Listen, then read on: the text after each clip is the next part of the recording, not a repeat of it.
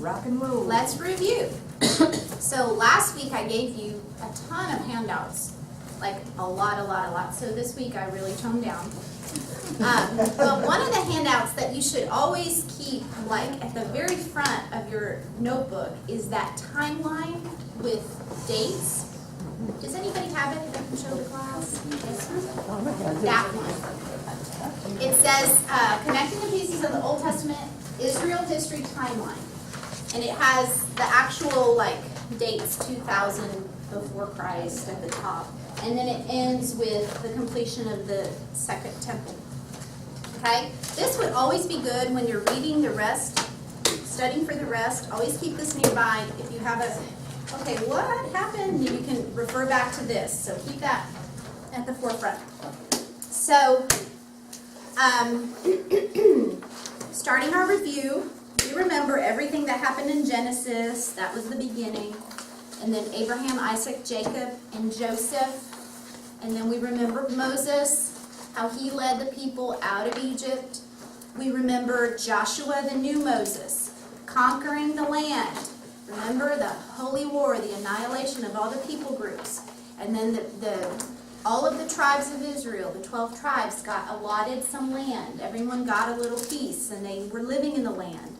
You remember the period of the judges, that the judges came about because God raised them up, because the people were not keeping covenant. They would sin and cry out to God. That's how we connect everything. Remember to do that every night, so you remember how to connect one piece of to the other. And then, after the period of the judges, everyone did what was right in their own eyes, and there was no king. First Samuel, we read that Samuel, remember, was a Nazarite. He was brought up by Eli. And the Lord was with him. The Lord spoke to him. The Lord spoke to him through his word also. And Samuel is the one that anoints the first king of Israel, who is Saul is the first king of Israel. The people have asked for a king. Is the monarchy a good thing according to God? No. No. He says, warn the people that a king will tax you, will, all of those things. Warn the people, but still give them a king. We have Saul, and then we have David. After Saul, because Saul sinned, you remember those 3 mistakes that he made, and God said, because you have not obeyed me, I will take the kingdom from you. And then Samuel anoints David over king. Saul dies. David has some trouble of his own. His sons want the kingdom and all of that.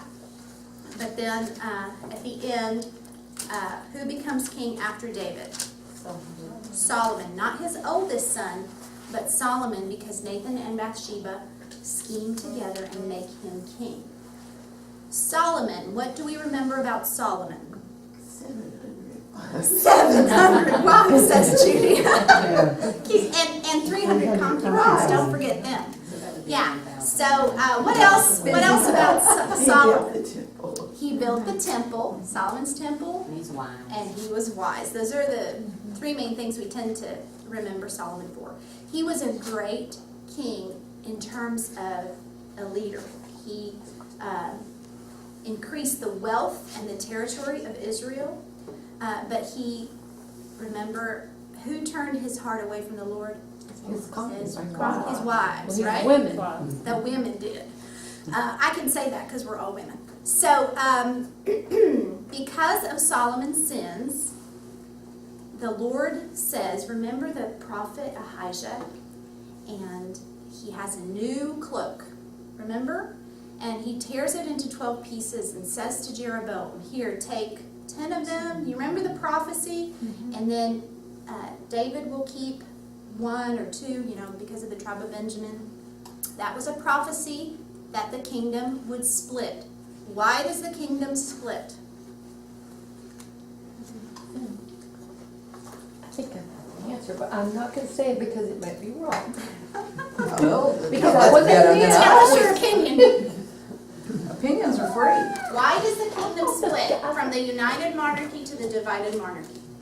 My notes say people ask for a loan to lighten the load that has is Father God and That is the love. specific answer.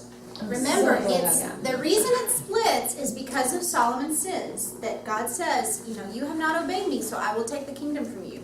The real point where it splits and the real exact reason is David dies.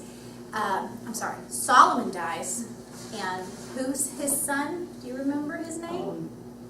Rehoboam is Solomon's son, and Rehoboam. The people come to Rehoboam and say, "Lighten up. Your dad actually did all the things that God warned us a king would do. And we don't want that." And what does Rehoboam answer the people? Tough luck you. Yeah, tough luck. I'm going to actually make it harder. Yep. The kingdom splits because Rehoboam refuses to lighten up. And there's a revolt. The 10 northern tribes, they're done. They say, "We will not have anything to do with this kingdom." And they go apart and they form the north kingdom of Israel with Jeroboam as their king. The south, the 2 tribes, Judah and Benjamin. Remember, because of the Ahijah's prophecy, because the Lord loved David, so he would not completely take Solomon's kingdom from their family line. So Judah, which David was from Judah, remember? Judah and Benjamin are the southern kingdom, and they will continue to have Davidic kings. So Rehoboam stays as king of the southern tribes. Questions so far? Time passes, and we have all of the book of Kings and all of the book of Chronicles telling us about the kings of the north Israel, the kings of the south. Remember, I gave you some sheets. Some were good, some were bad. And then, who is a superpower that rises to power? Babylon. The Assyrians first. In 722, Israel, the north, is conquered by the Assyrians. Here is Assyria. And remember, the Assyrians are coming up from here, and they're going around, and they're conquering, swallowing up lesser kingdoms. Here's the Promised Land. Here's Egypt. So they're, making their way, and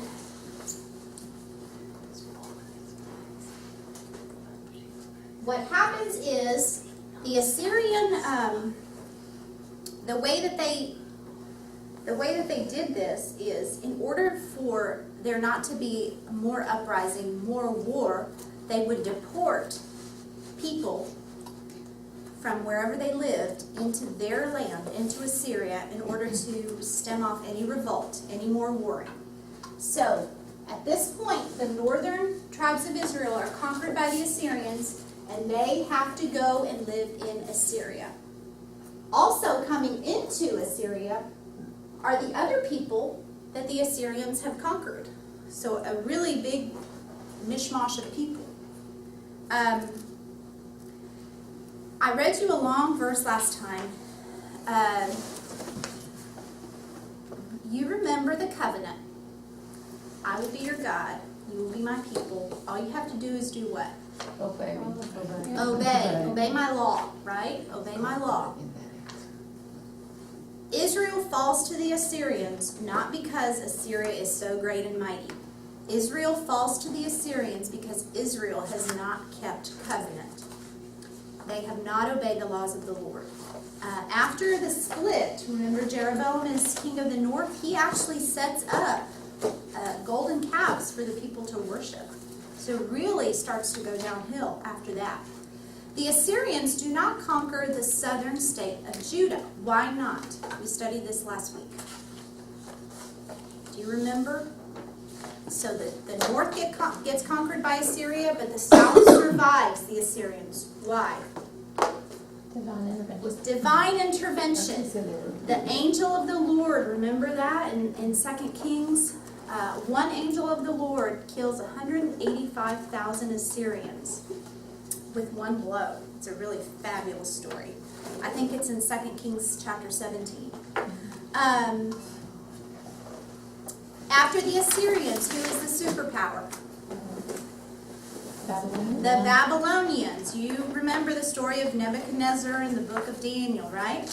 So the Babylonians rise to power, and Nineveh, remember, is the capital of Assyria, falls to the Babylonians. So Assyria first, Babylon second. And Babylon conquers Assyria and then goes back down and starts to conquer all of the territory that the Assyrians had conquered. So in 597, Judah, the southern, who had survived so far, gets incorporated into Babylon. And what happens is the upper class of Jews, those who were artists and politicians and smart people, are deported into Babylon. Why would they do that? Why would they take the important people, the smart people, the craftsmen, all of that to Babylon? They left the poor, the destitute, the nobodies. I'd take the smart ones because I could use them. You could use them. The smart ones are also the ones that would fight, that would make up, create some havoc and say, hey, we got to fight these people off. 10 years later, in 587, the Babylonians destroyed Jerusalem. Here's the slide from last week. And he burned the house of the Lord, the king's house, and all the houses of Jerusalem, even every great house, he burned with fire. And that's the king of Babylon. When he conquers, when he goes into Jerusalem, he completely destroys the city. He burns every house, and he burns down Solomon's temple. He actually goes into the temple, takes a lot of important, valuable things before he burns it down, and takes those valuable things into Babylon, and then he burns it down. Do you understand the history? No, that was a lot. Questions? So here's my next map. So when Babylon conquers, burns down Jerusalem, all of the rest of what he can take of the people, he takes from Jerusalem to live in Babylon. But this is what we really call, the exile. You've heard of the people living in exile. This is, from now on, we're going to see a lot of the Israelites living not in the promised land. They lost it. Now they're living in Babylon. Or we see some stories of them living in Assyria. Questions so far? So, the end of 2 Chronicles, the last chapter is chapter 36. It says, he carried into exile to Babylon the remnant. You've heard that word, right? The remnant? Who escaped from the sword, and they became servants to him and his successors until the kingdom of Persia came to power. The land enjoyed its Sabbath rest. All the time of its desolation it rested, until the 70 years were completed in fulfillment of the word of the Lord spoken by Jeremiah. And we will get to the book of Jeremiah. What happens? Time passes. The Babylonians, remember I always say the superpowers fall. Assyria fell.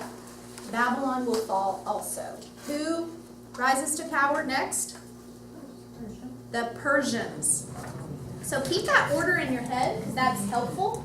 The Assyrians first because it starts with an A. Assyria, Babylon, I can't spell it. Babylon, and then Persia. That's easy because it's AB, right? Alphabetical. How friendly. So that's the order of the superpower. This is the history we need to know in order to get to the book of Ezra. So turn to the book of Ezra. The book of Ezra and Nehemiah go together. That's why they're side by side in our Bible. In the Hebrew Bible, they are actually one book. They're completely together. What these books are, they continue the story of the people of Judah who were carried into exile in Babylon. So what happens? What year did the Babylonians burn down Jerusalem? We just did that. What year was it? 587. We're so bad. No, you're not. Okay, good. I just require a lot of knowledge. 587 before Christ. Okay? So here we are in the book of Ezra. It is 539. Remember, time goes backwards until we get to Christ. You guys know that, right? And then it starts over again. So 539, I want you to know this name, Cyrus the Great, or Cyrus the First. He is the leader of the Persians. And you know that they will become the next superpower. In 539, the Persians conquer the Babylonians. So in these books, the story begins after 539, where some of the Jews are allowed to return from Babylon to their land, to Judah. So this is where our history is taking place. Because of that, the books of Ezra, Nehemiah, and many others are called post-captivity books, because it's after their exile, post-captivity. During this time, the word Jew finally emerges. So far, they've been known as the Hebrews, the Israelites. Now, a lot of the time, you'll hear them called the Jews. That came into use during the Babylonian exile. The Babylonians, the people that were actually from Babylon, knew that the people had come from Judea. That's the word Judea. So instead of calling them Judeans, they shortened it to Jews. Makes sense. Oh, So that's where it comes from. Because they're exiled in Babylon, but the Babylonians know they're from Judea, so they are Judeans. We'll just call them Jews. Okay? Short. That's where the term comes from, and it begins during the exile. So here's our characters in Ezra and Nehemiah. Ezra is portrayed as a scribe, an expert interpreter of the law, and he is the primary spiritual leader. And then Nehemiah will be a really different looking guy. He is more like a governor, almost like a political figure. And he provides physical stability for the community. You'll see he cares about the security of Israel. And he does a lot to correct the social problems and the religious problems that the people are facing. So that's a little intro. So actually open your Bible to the book of Ezra. And we're going to read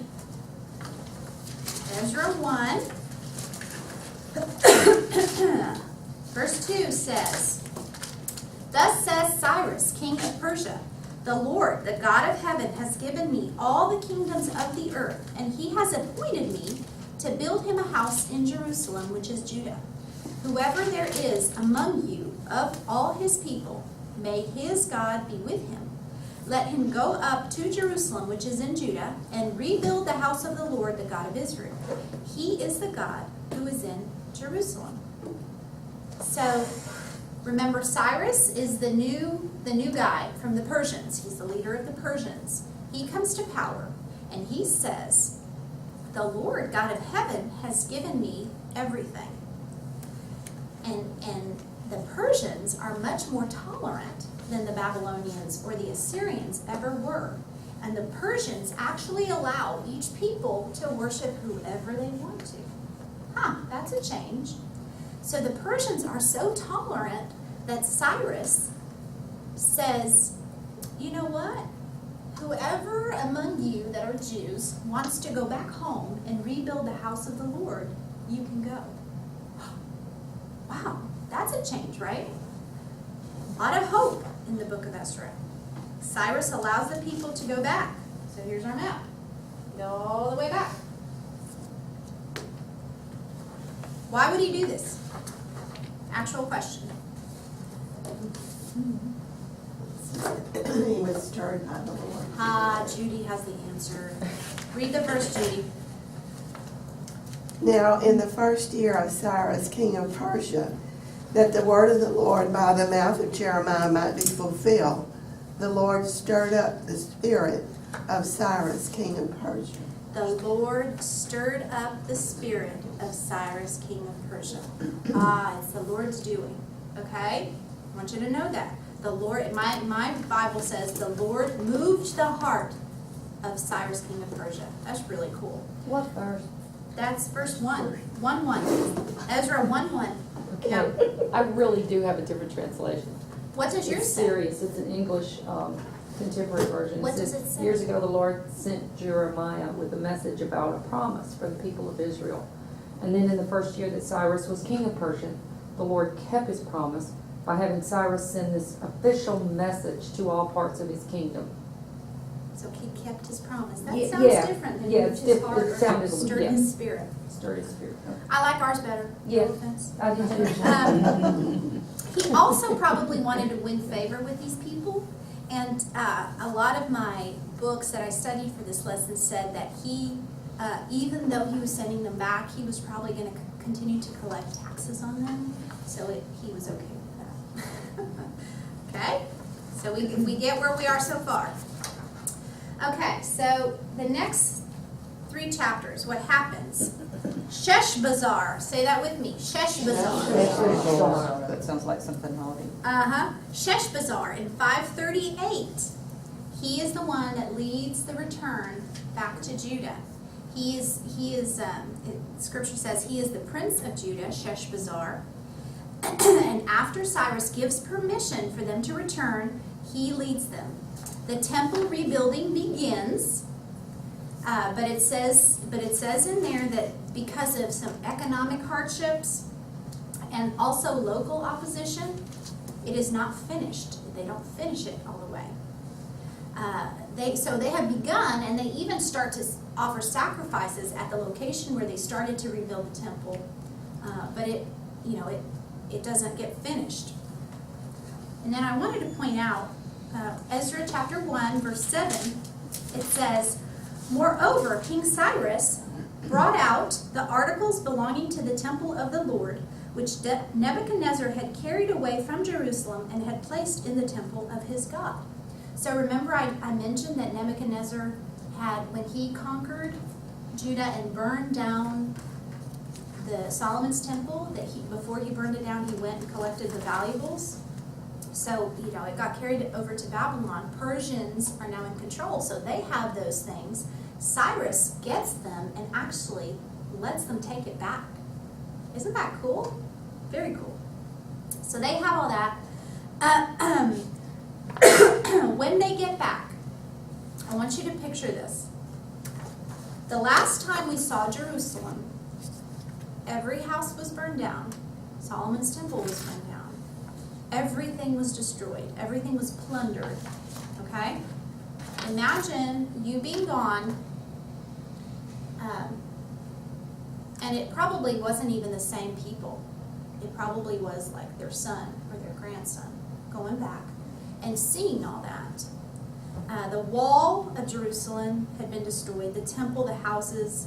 So returning was a major undertaking because they couldn't just move back to where they were before. They had to rebuild everything. They had no place to live.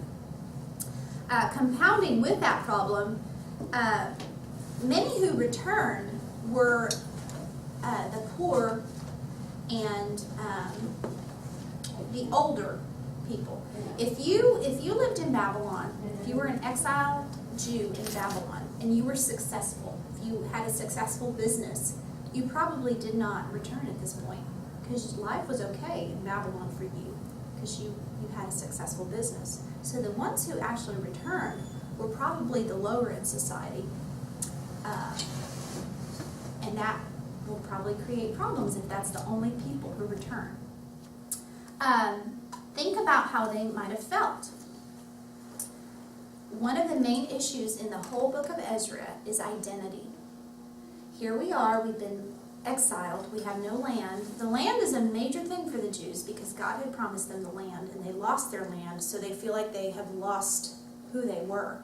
And they've been living in Babylon, and here they are, and they come back, and so they have a major identity crisis.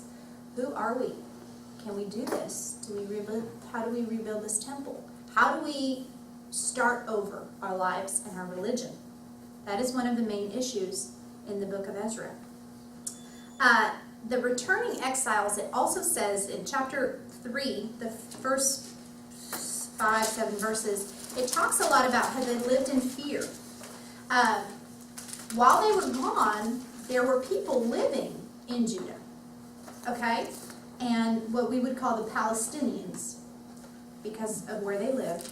And so the returning Jews, to the people that were already living there, the returning Jews would have seemed like invaders almost, right? Coming to reclaim their land. So not, probably a pretty hostile place to live if you're returning.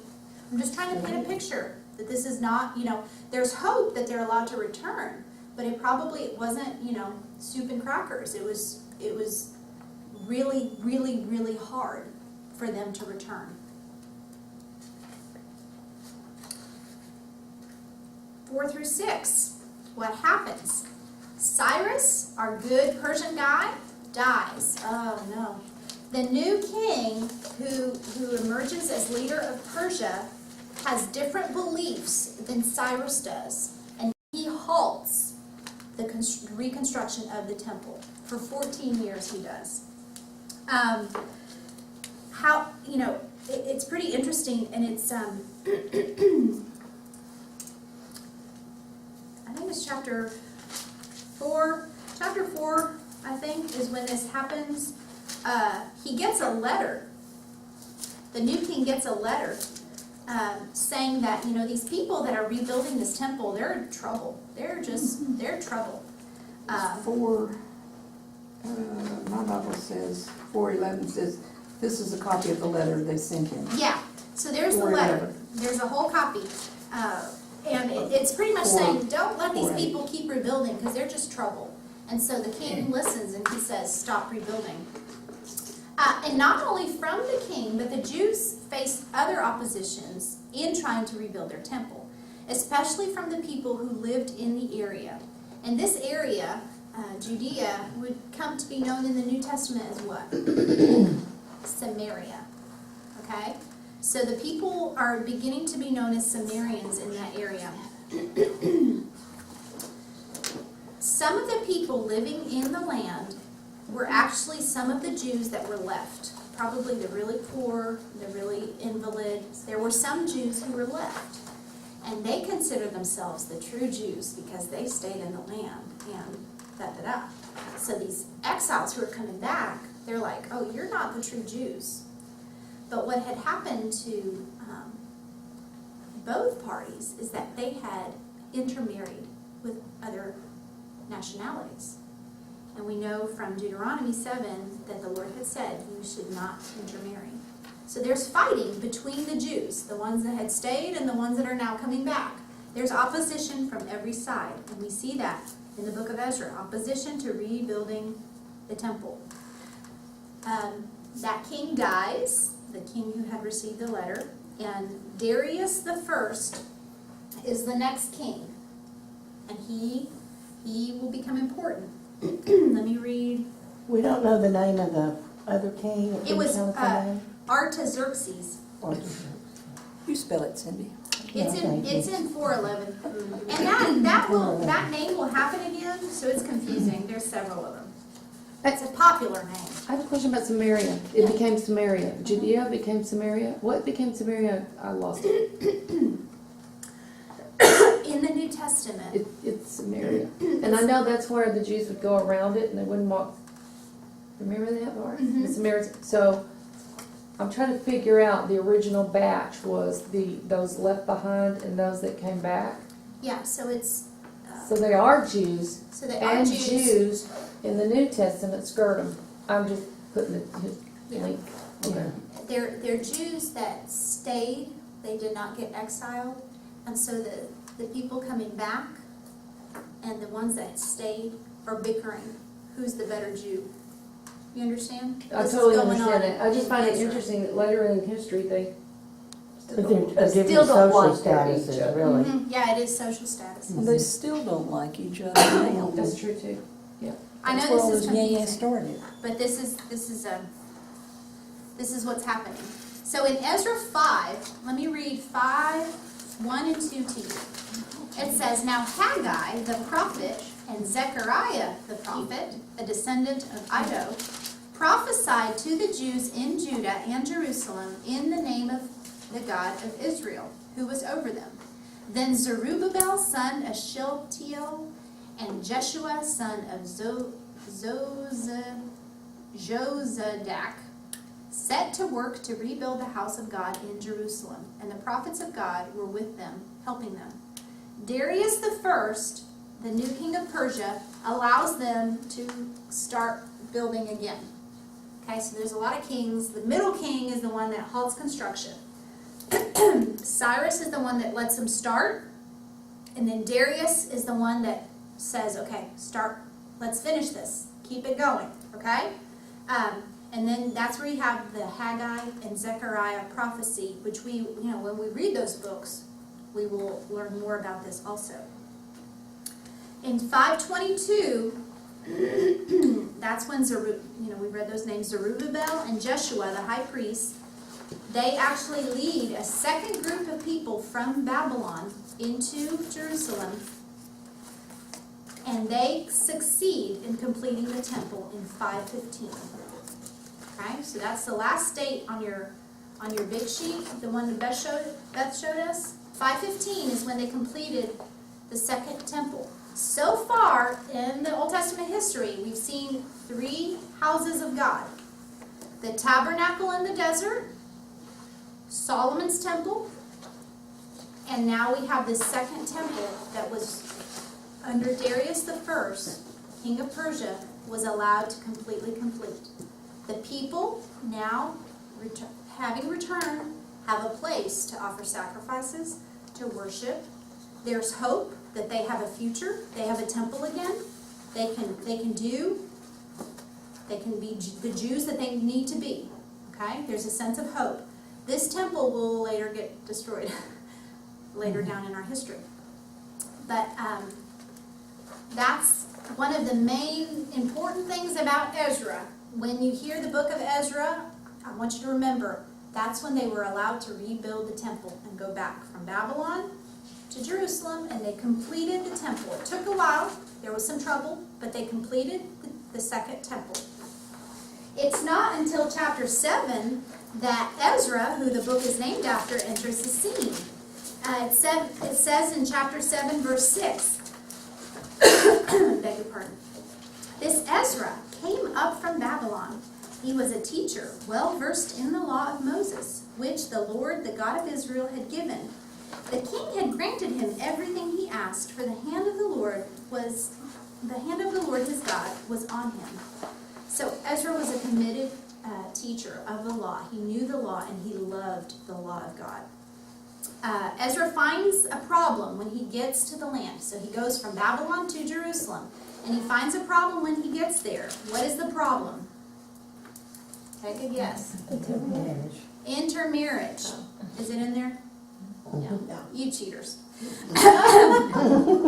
So the problem is that Israelites living in the land, including the priests and the Levites, had intermarried with the other people. And it's Deuteronomy 7, 1 through 4, that God forbade his people from intermarrying. Ezra is appalled at this violation of the law. If you go to chapter 9 of Ezra, it says in verse 3, when I heard this, I tore my tunic and cloak, pulled my hair from my head and beard, and sat down appalled. Then everyone who trembled at the words of the God of Israel gathered around me because of this unfaithfulness of the exiles. And I sat there appalled until the evening sacrifice. This is the little scene picture. Ezra ripping his cloak because he's appalled at the sin of the people, that they did not continue to keep covenant. These are laws that the Lord had given them, and they continue to disobey. So what happens in chapter 9, it's a really good chapter to read because it's a prayer. He responds by just incredible grief, and then he offers this prayer for the people. And then in chapter 10 of Ezra, which is the last chapter, he leads a national revival. The leaders call a national assembly, and Ezra call on the men to confess their sin and to separate themselves from their foreign wives. This is a big deal. They've married these foreign women. They've had children with them. And what is Ezra calling them to do? To divorce them. To leave, like leave the children, leave. This is a big, what do you think of this? I think it's harsh, but again, we did exactly what they were told not to do. Yeah. They did not keep the faith. I think it had to be done. It just about had to be done. You're right with Cindy. Yeah, and, you know, I don't like this one bit, because I'm like, I'm the woman, like, you left me with these children. I don't care what your God says, you know? And no way to make a living. No way to make a living. But, so the book of Ezra gets a lot of criticism from secular people because of this, the way God instructs Ezra to tell the men to do this. However, what Ezra did kept the religion of Israel alive, because remember, a Jew is not just a religion. It's not just a religion. It's their nationality. Like it's all one thing. Their ethnicity almost, you know. So it was a way for them to continue to remain pure. And even if you meet a Jew today, a true Jew is a Jew through and through. That, you know, both parents were Jews, both grandparents were Jews, you know. They have to be pure. You can't convert into Judaism, but even modern Jews, you cannot intermarry within the tribe of Levi. You cannot be a priest if you have intermarried. These things are still true. Bible geeks believe that Ezra saved Israel's religion by doing this. That Ezra really is credited as having allowed Judaism to survive to this day because of this. Harsh to us, necessary for the Jews. Ezra's ministry extended several more years. In the book of Nehemiah, we find Ezra reading the word of the Lord and the people responding in genuine concern. He helped to preserve God's law, and it preserved the people of God. So, questions about Ezra? So what is the book of Ezra about mainly? Leaving your wife, yeah. What did you say? I'm never gonna get that, because it's just stuck so strongly, leaving your wives. Leaving your wives? Well, I don't get No. that. Don't get that. This is, you know, remember, all of this is hard. We don't, It's not our way of life. it's not our way of life. This was necessary for them. And remember, just like Solomon sins with his 700, wives, it wasn't the women that led him astray. It was, but he should never have married them. These men should never have married the foreign wives. The law was there for a reason. This had to happen. Consequence. This had to happen because they did not keep covenant. It's the same. If they had kept covenant, they would never have been exiles. They would have continued to stay in their land. Remember that God gave them military power if they were keeping covenant? He would have fought off the Assyrians and the Babylonians. He did with an angel. He killed 185,000 Assyrians. He could have done anything had they kept covenant. Throughout all of these books, you will see the Israelites, it's the only thing they can't seem to do is to obey the law of God.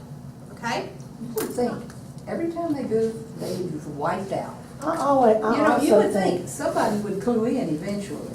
You that would think he was trying to keep the Jews pure, the Yeah. bloodline pure, he was. as much as he could, which really hits home today a lot. We don't have anything pure anymore. I mean, I'm not saying it's good or bad, I'm just saying God's always seeking purity and cleanliness and And goodness holiness. and holiness and And for us to obey him is, absolutely. if they had obeyed him, this would not have happened. I do have a question. The non-Jewish intermarried, that didn't include the people that were left and the people that traveled back. They were okay to marry each other, right? Who? Jews people were that- not allowed. Jews were not allowed to intermarry, no matter where they were. I'm just trying to clarify, you remember the people when they got carried off to Babylon? Some left, some, and then some went back. Those were pures. They could marry each other. The ones that went away for a few years and moved back, Oh, I see. So say yeah, a Jew had stayed and not gone, and then they came back, they could Right. marry each other? yeah. Yeah. Okay, Because they're I'm Jews. just checking. Mhm. So the ones that they married You cannot marry a foreigner. You But they cannot probably marry a wouldn't have foreigner. been married because of the Someone who's social not a status. Jew. That too. What I want you to remember for Ezra is that they are going back to their land and that they are allowed to rebuild the temple and that will help them find some of their identity back. Okay? They're struggling because they don't know who they are anymore. They've been bounced back like a basketball and they're having to rediscover themselves. Okay, so the book of Nehemiah.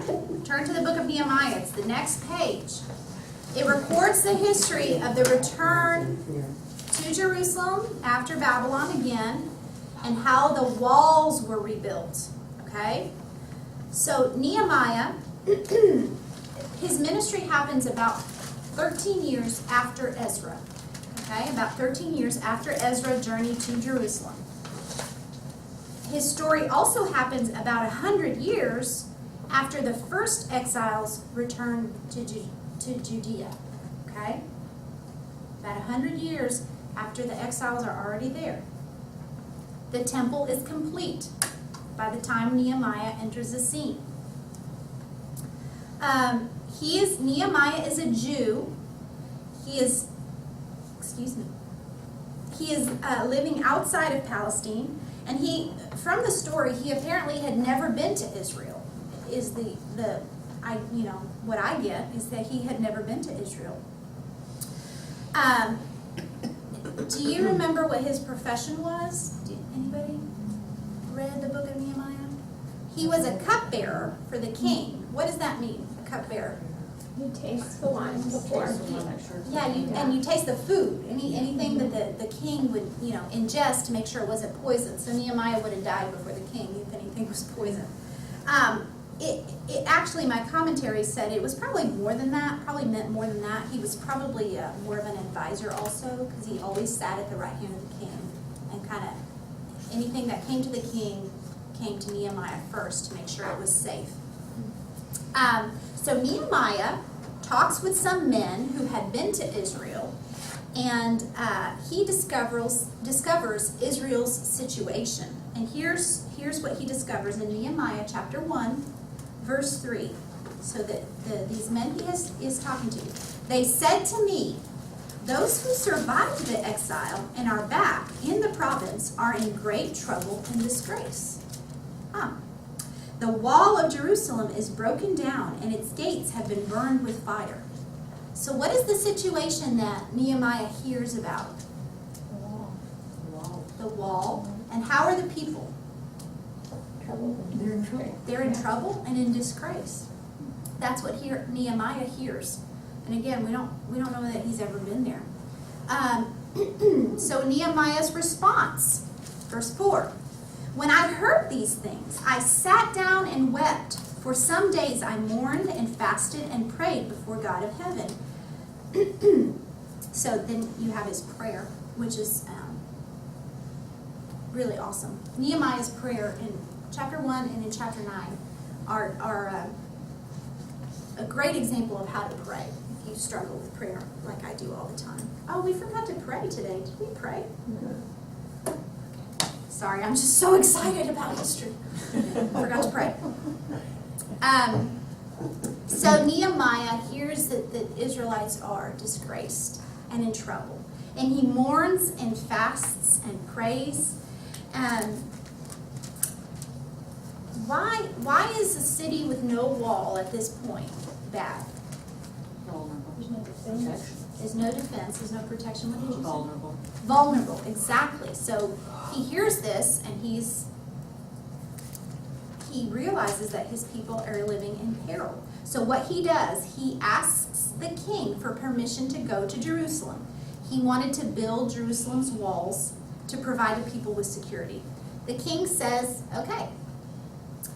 Nehemiah asks for letters from the king which would ensure safe passage in his travels, because he knows that while traveling this route to get to Jerusalem, it would involve a lot of dangerous journey. So the king provides him with letters so that he can get through safely.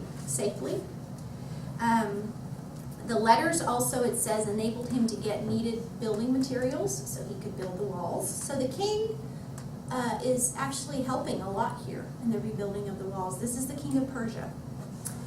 The king also, it says, sent army officers to accompany Nehemiah on his journey, which is a really big deal. And then Nehemiah begins construction on the wall. Is this wall a wall that was built when the temple was rebuilt? Or- Yes. Okay. No, Or was this wall was already? it was originally in Jerusalem, and when Nebuchadnezzar came and burned everything down, he destroyed the wall. Okay. Do you understand? So So the exiles have come back and they've rebuilt the temple, but they have not rebuilt the wall. Okay. So they've been living this whole time and they've been really vulnerable, which might have been why they were so in trouble and disgraced, what it said. Okay. More questions so far? Nehemiah, it's really cool. He tries to gather a lot of support from the people. He identified with them. He described the trouble that they were in, and he tried to comfort them, really. Remember, he's trying to be like a governor. He's trying to provide the people with physical support. It says in chapter 2, verse 17, this is Nehemiah speaking. Then I said to them, you see the trouble we are in. Jerusalem lies in ruins, and its gates have been burned with fire. Come, let us rebuild the wall of Jerusalem, and we will no longer be in disgrace. He invites the men that are living there to help him. And, he's like this politician. He's like, come on, let's do it. We can do it. So he does a lot of good. And then what you see a lot in the next couple chapters is a lot of opposition for the rebuilding of the wall. Just like they experienced opposition to rebuild the temple, they will experience opposition to rebuild the wall. If you're not a Jew, if you're not living right there, a week Jerusalem is better for you, because you have no ties to them. So they did face opposition. Some of them, I'll mention, there was a plot of an open attack. There was ridicule. There were threats to the king, attempts to discredit Nehemiah, attempted ambush. A lot of things happened in these chapters to kind of make the rebuilding of the wall not happen. There was so much opposition that the men that Nehemiah has to rebuild the wall, he has to organize them so that half of his men are there rebuilding the wall, and half of them are standing guard, making sure no one attacks them or whatever. So that shows you the opposition. In chapter 5 of Nehemiah, what's your chapter heading say? Nehemiah helps the poor. When Nehemiah gets there, he sees a huge problem that is happening with the Jews is that there's a lot of famine and there's a lot of taxes. So what the people are doing to survive is they're taking out mortgages on their homes and their property. They're selling their children into slavery to make ends meet. And Nehemiah sees this, and he just can't believe it, that the people of God have come to this point. So Nehemiah blames the officials and the nobles for what is happening, accuses them, and does so publicly, so that they are shamed publicly. And the officials and the nobles actually repent of what they have been doing. So Nehemiah helps. He's a good and wise governor. He is helping the people. How long does it take them to complete the rebuilding of the wall? 52 days. Is it up there? 52 days. That's amazing, right? But They got a bunch of gates in that if wall. you read the whole book, you'll see that a lot, I think it says the men that God inspired, the men that God moved their hearts to help. So God is the one that enabled the wall to be completed in 52 days. So Ezra leads the city in worship, and he instructs them from the law. There's famous scene of him reading from a pulpit, reading the law from a pulpit. That's in the book of Nehemiah. And he returns to Babylon, comes back to Jerusalem 10 years later, and he refocuses the people away from idols, away from intermarriage, and he teaches them, more of the law, the tithing, Sabbath, etc. And then I talked about Nehemiah's prayer. In chapter 1, there's a short prayer. And then in chapter 9, there's a really, really cool prayer for Nehemiah. And I just wanted to tell you about it so you can go home and for the next time you have a scheduled prayer time, use that prayer, because the way he prays is a really good example of how we should pray. He offers praise to God, he acknowledges who God is and how God has helped them, and then he confesses the sin of the people, and then he asks for what they need. And it's a really good way to pray. Questions? Of course I have a question. Yeah, that's all right. All right. Because you're good at this, that's why I have questions. If you weren't good, I wouldn't be paying attention. You're excellent at this. I don't know how you have so much information, but I want to know why they just agreed with Nehemiah. Do you think that was God Why they inspired just for the what? leaders to agree with Nehemiah to give back the property and the, I'm just curious, just what made them, it didn't mention, I was reading Nehemiah, it didn't mention that they repented or felt convicted or was moved by the Spirit. I don't know. I didn't read the whole book before I Oh, came. okay. I just wondered if your commentary made mention.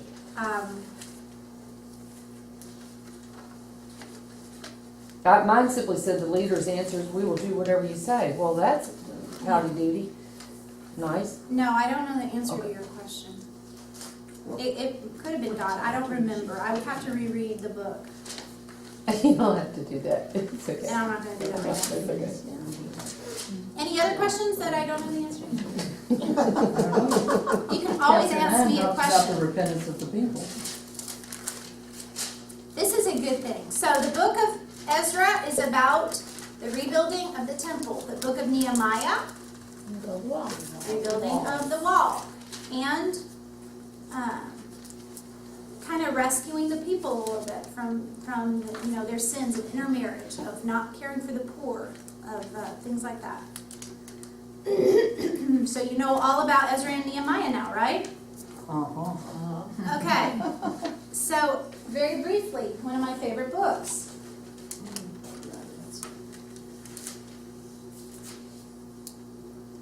The book of Esther, which I love the book of Esther. What do we know about Esther? She's a Jew. Her uncle's raising her, no parents. I'm sorry, I Not can't uncle. hear. Cousin's raising her? Who's raising her? Her Somebody uncle. is raising Yeah, her. not her. Her uncle. Her uncle. She didn't have any parents. She's an orphan, and her uncle Mordecai is raising her. And we get the impression that he, from the way it is written, that he has actually, he didn't just adopt her when she was 18. Like, he has raised her, probably from a young age. He brought her up, is what the Hebrew says. So he plays a huge part in her life. They are Jews. What else do you know about Esther? She's beautiful. She is beautiful. I think the verse says that she was lovely in form and feature. Ooh la la. Must be nice. She is beautiful. What else? Anything else? Well, she also got a year's beauty treatment, okay? But before that, she was selected to go to the beauty treatments because she was already beautiful. So she was already beautiful. What about the second guy? Xerxes is what I can say. Who is he?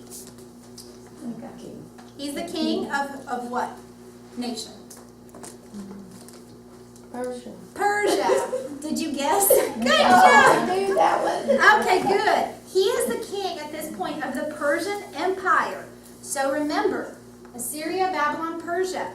So they are living in Persia. So Mordecai and Esther are Jews who are still living in Persia. The dates I've been giving you a few dates. The dates that this book happens is 486 to 465 BC.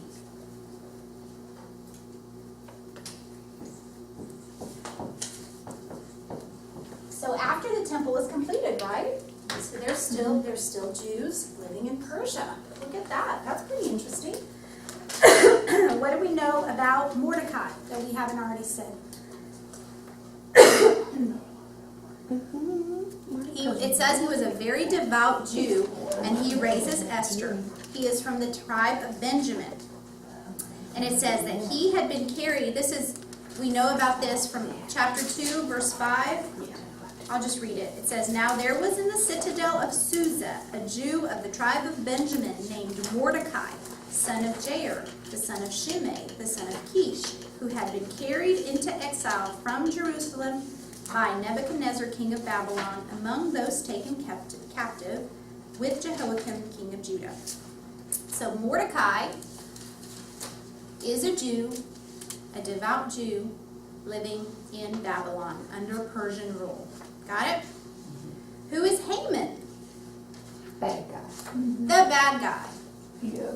What do we know about Haman? He, oh shoot, my brain just died. He wants authority. He wants it all, up there. right? Yeah. He actually wants to be king. Yeah. He wishes he were king, but he's not. So he's going to be our troublemaker. Okay. So here's the narrative, and I'm just going to put all this up and we'll just talk.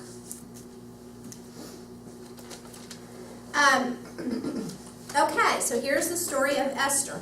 King Xerxes gives a banquet. This is at the beginning. This is a fun story. He gives a banquet. And to entertain all his friends and all the rulers of all the lands, he brings out who? His wife. He wants to bring out Queen Vashti. We didn't talk about her. I think the verse says, to display her beauty because she was lovely to look at. Okay, so he wants to entertain his friends by parading his beautiful queen before everybody. What does Queen Vashti say when they go to summon her? No. No, not doing it. So she refuses. So King Xerxes decides that he needs a new queen. He doesn't kill Queen Vashti, but it says he never looked at her again. She was never in his presence again. Okay, so he decides he needs a new queen.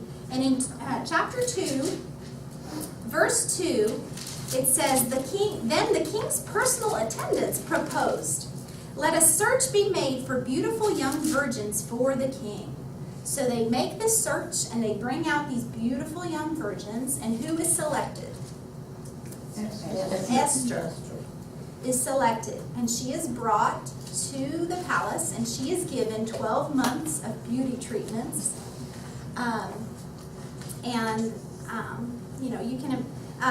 Beth Moore has done a really good Bible study on this book.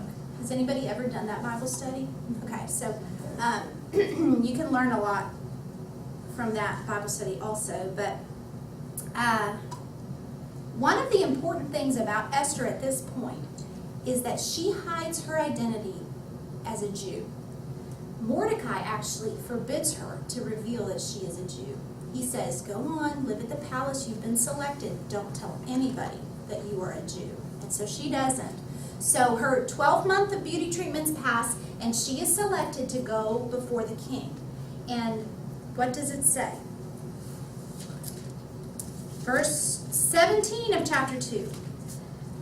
After she is brought to King Xerxes. Now the king was attracted to Esther more than any of the other women, and she won his favor and approval more than any other virgin. So he set a royal crown on her head and made her queen instead of Vashti. That is Queen Esther emerging. She is made queen instead of Queen Vashti. What happens next is Mordecai, her uncle, uncovers this conspiracy. He overhears people talking about this conspiracy to kill King Xerxes. And he goes over to Esther and says, "Esther, they're going to kill the king." And Esther is able to tell, and they save the king from being killed.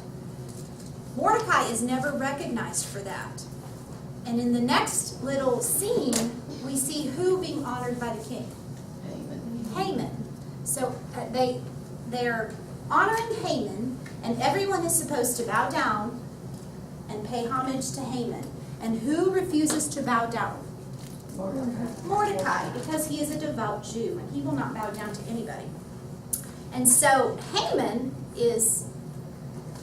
he thinks that's outrageous that this Mordecai, the Jew, Haman has a very, very huge prejudice against Jews. And he has a huge problem with Mordecai. Okay? So he says to the king, he plots in his head. Let me find the verse.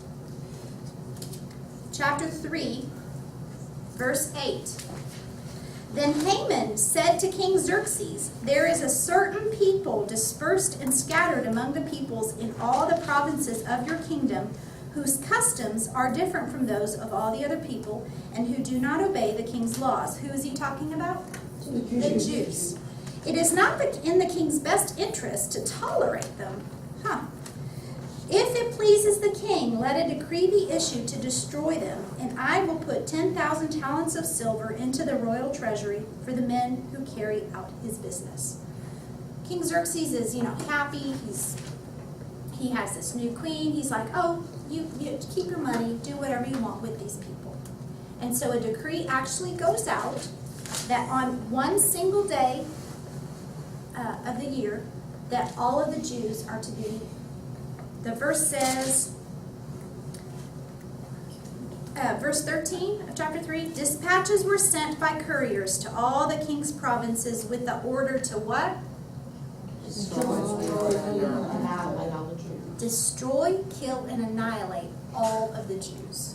That is the order that the king signs with his ring. And remember, this is all Haman's doing.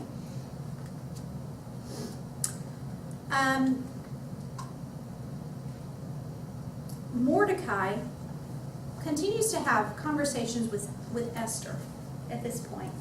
And he convinces Esther to try to help the Jews, because the Jews are scheduled to all die at a certain day of a certain month that is coming.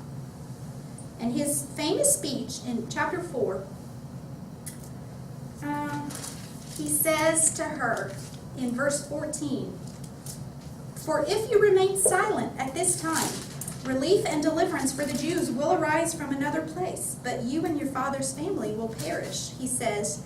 And who knows but that you have come to royal position for such a time as this. I know, right? He says, listen, God commanded that. maybe you're queen so that you can help us. Maybe you have become queen for this time and for this reason. So what does Esther do? She invites. It is really cold in here, is it not? Not to me, but I know y'all are freezing. I am freezing. I thought that a while ago, but I just kept my mouth shut. It's not really set that low. But it's Okay, so Esther invites Haman and King Xerxes to a banquet. Do you remember? And anyway, she kind of isn't confident the first time, and she invites him for a second banquet. But what happens is she exposes Haman in front of King Xerxes. And at the very end, Haman is hanged on the very gallows that he has built to hang Mordecai. And the Jews are delivered. You really should read the story, because it's a lot more than that, because once the decree has been signed with the king's ring, it cannot be taken back. So this day, where all of the Jews are supposed to be destroyed, killed, and annihilated, is still coming. And the king can't even take it back, because he has signed it. So what does happen is all of the Jews are told, fight back. Don't let them kill you. Fight back. And so there's actually a day where probably some Jews die, but a lot of the people attacking the Jews also die. So it's not all happy, oh, the decree was, canceled. It was not canceled. It could not be canceled. But the Jews were delivered because Esther spoke up and exposed Haman. One more thing that I think is very important about this lesson, and it comes with the whole covenant thing.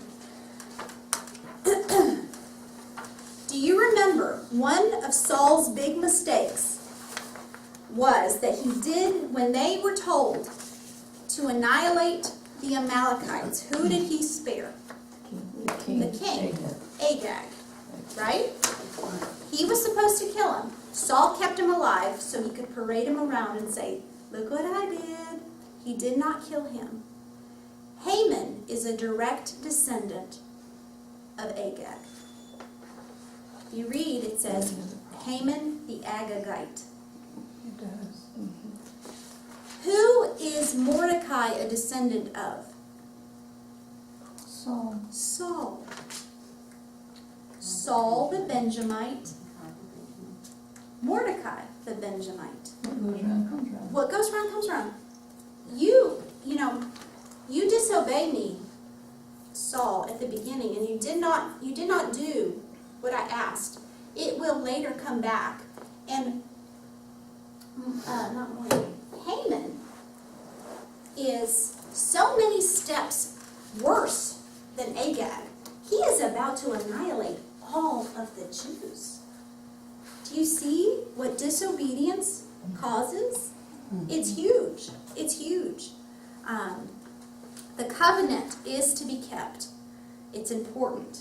They should continue to do it, and they just can't seem to. What I think is important about the book of Esther, one of the things that a lot of people know about the book of Esther is that it does not have the name of God anywhere in the book. In the Hebrew, the name of God is not anywhere in the, how many chapters? 10? Something like that? 9? 10 chapters. It is the only scroll not found in the Dead Sea Scrolls. You remember when we studied the Dead Sea Scrolls at the beginning? Mm-hmm. There's a book, there's fragments of every book of the Old Testament found in the Dead Sea Scrolls except the book of Esther. Why do you think that is?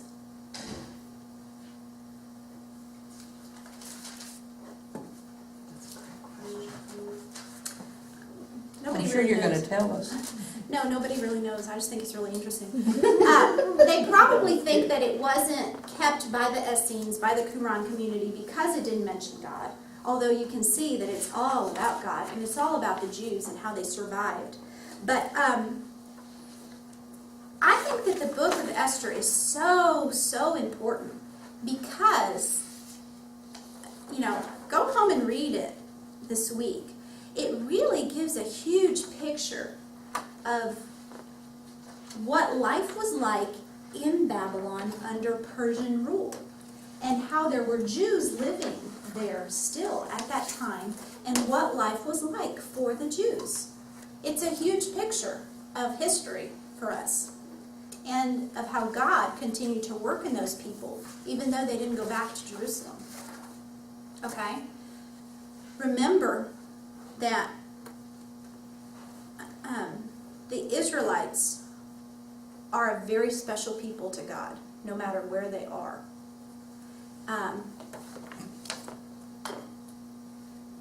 The other really cool thing about the book of Esther, remember when we studied the book of Ruth and I told you that it was a festival scroll?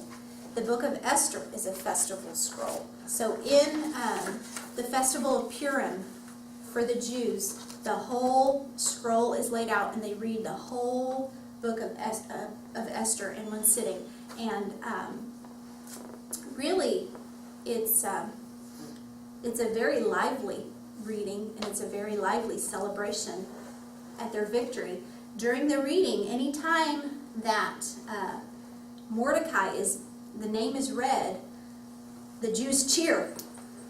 And anytime that Haman is read, they boo and they throw things. It's really lively. And so it is a festival scroll, and it does remind the people that God is looking out for them and that He will save them. Questions about the book of Esther? That's it.